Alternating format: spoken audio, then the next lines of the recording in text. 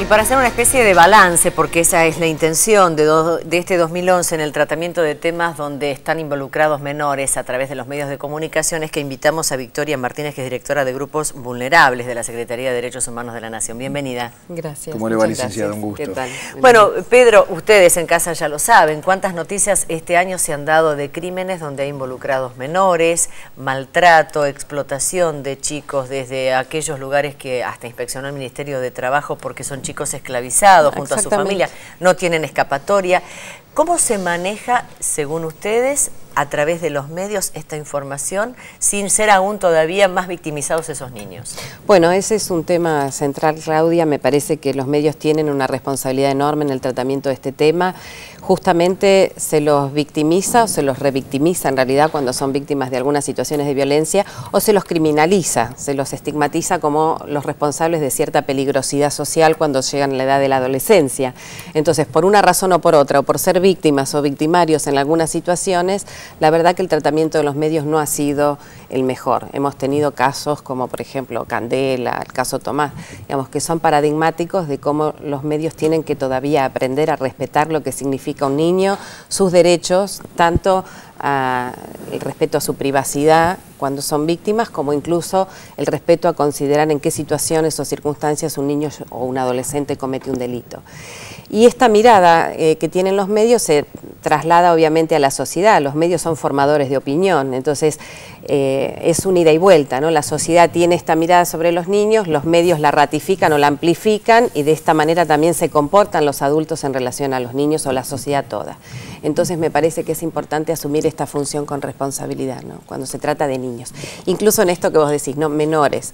Es una palabra que nosotros tratamos de desterrar del vocabulario, no por el hecho de decir, chicos. Claro, chicos, niños, adolescentes, porque justamente llevamos de muchos años, venimos de una cultura de patronato que estigmatiza a los niños que son pobres o de alguna manera en situación de vulnerabilidad, los rotulan como menores y pareciera que hay niños de primera y de segunda, ¿no? Nuestros hijos son niños y adolescentes. ¿Y esos chicos que usted menciona, qué edades tienen? O sea, no importa por la edad, sino más que nada la condición social de vulnerabilidad o incluso si cometen algún tipo de acto delictivo, ¿no? Pareciera ser que hay límites que no se pueden saltear, sin embargo se evitan, el de la ética, por ejemplo, ¿no?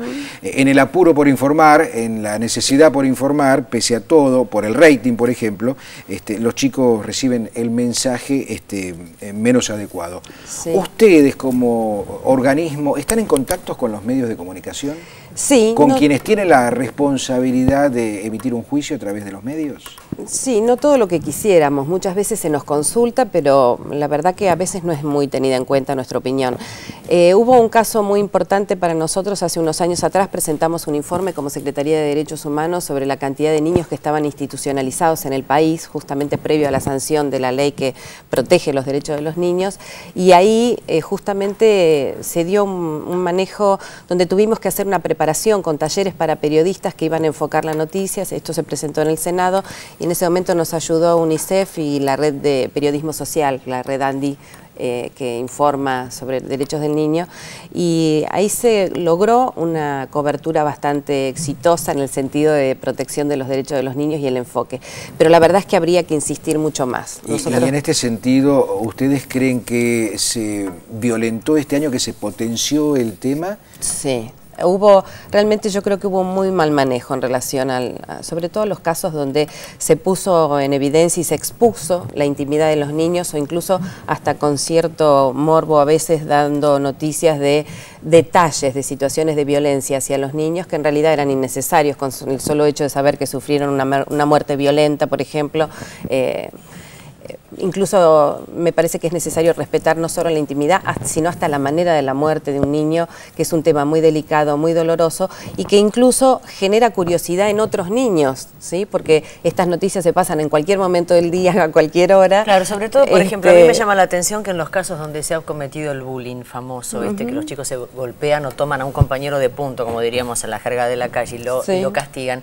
Ese video, además de que se ve en redes sociales, se exponga en algunos medios medios de televisión, mostrando Y la se cara del insista. chico y se insista, y le pegaban porque era gordo o le pegaban porque era el tonto del grupo. O sea, ¿por qué hacen ese tipo de cosas y todavía lo están victimizando más aún? Es decir, es como que se están burlando desde el propio medio de comunicación. Exactamente. Bueno, pero nosotros sabemos, en este caso, como estamos en la televisión pública, hay realmente un interés genuino en informar y de la mejor manera, y en este caso ustedes se preocupan por esto, por el tratamiento de la información, pero no siempre es así, digamos. Entonces, sabemos que los medios responden también a determinados intereses y muchas veces el fomento de la violencia hacia la sociedad y que la sociedad genere una tolerancia hacia la violencia también responde a determinados intereses, ¿no?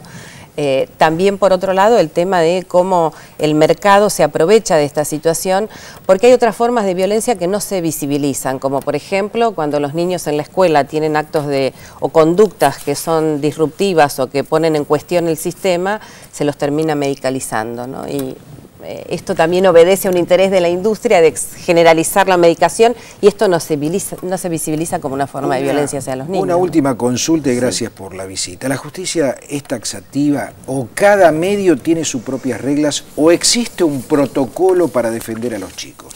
Hay una ley de protección de derechos del niño que es nacional, se aprobó en el 2005, responde a la Convención sobre los Derechos del Niño, y en la nueva ley de servicios de medios de comunicación audiovisual hay se ha creado un ente asesor justamente que los medios deberían consultar y tener en cuenta para regular el manejo de la información relativa a los niños y adolescentes en el país.